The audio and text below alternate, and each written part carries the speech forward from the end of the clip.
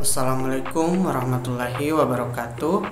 Perkenalkan, nama saya Sultan Rizky Pulamulo dengan NIM C014234141 kelas C dari Prodi Keperawatan 2023 Fakultas Ilmu Kesehatan Universitas Muhammadiyah Gorontalo. Baik, di sini saya akan menjelaskan terkait sistem peredaran darah. Sebelum kita masuk ke pembahasan, kita akan mengenal organ-organ yang berperan di proses peredaran darah. Yang pertama, atrium kanan yang berfungsi untuk menerima darah yang kaya karbon dioksida dari vena cava superior dan vena cava inferior. Kedua, katup tricus pidalis berfungsi untuk mencegah aliran balik darah dari bilik kanan ke serambik kanan. Ketiga, ventrikel kanan berfungsi menerima darah yang banyak karbon dioksida dari atrium kanan dan memompa ke paru-paru. Keempat, paru-paru menjadi tempat pertukaran gas oksigen dan karbon dioksida. Kelima, katup pulmonalis mengalirkan darah terdioksigenasi atau rendah oksigen dan kaya karbon dioksida dari bilik kiri pembuluh darah arteri pulmonalis yang kemudian masuk ke paru-paru. Keenam, atrium kiri menerima darah yang berasal dari paru-paru dan mengandung oksigen, kemudian membawanya pada ventrikel kiri. Ketujuh, katup mitral mengalirkan darah dari serambik kiri ke bilik kiri.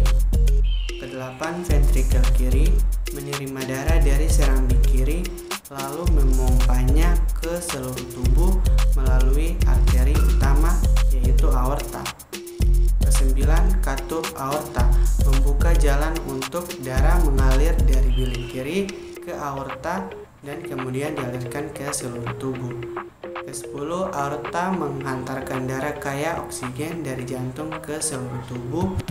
Kesebelas, pembuluh nadi atau arteri mengalirkan darah dari jantung ke seluruh tubuh.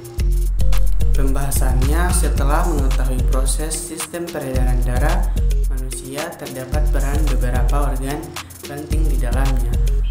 Organ yang berperan dalam sistem peredaran darah yaitu jantung, arteri, vena, dan darah.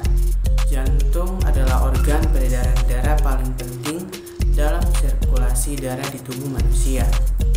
Dalam sistem peredaran darah, kecepatan jantung dalam memompa menjadi kunci.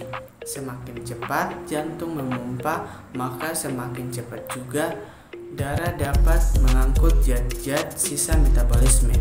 Setiap kali jantung berdetak, darah dipompa dan sistem peredaran darah akan bekerja. Arteri tugasnya adalah membawa darah yang kaya oksigen dari nutrisi dari jantung lalu mengalirkannya menuju kapiler atau kembali ke jantung. Selain itu, arteri berperan dalam mengatur aliran darah ke kapiler jaringan. Vena adalah organ peredaran darah yang membawa darah terdioksigenasi ke paru-paru.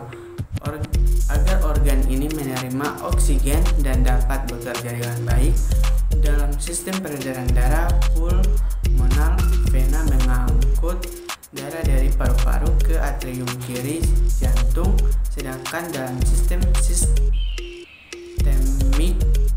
vena mengangkut darah dari jaringan tubuh ke atrium kanan jantung. Darah adalah komponen yang bergerak dan diproses oleh sistem peredaran darah.